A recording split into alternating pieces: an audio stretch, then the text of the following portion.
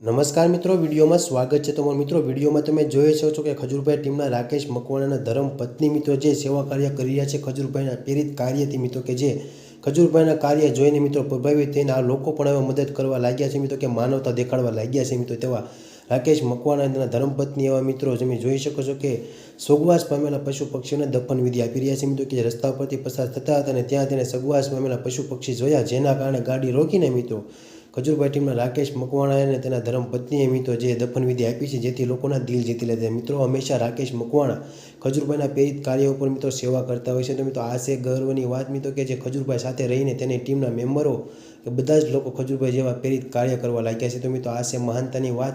અને રાકેશ મકવાણા મિત્રો કોળી સમાજનું ઘરેણું કહેવાય, જે મહુવાના વતની છે. સારું એવું નામ કમાણા છે મિત્રો ખજૂરભાઈ સાથે કડિયા મેમ્બર તરીકે કાર્ય કરીને.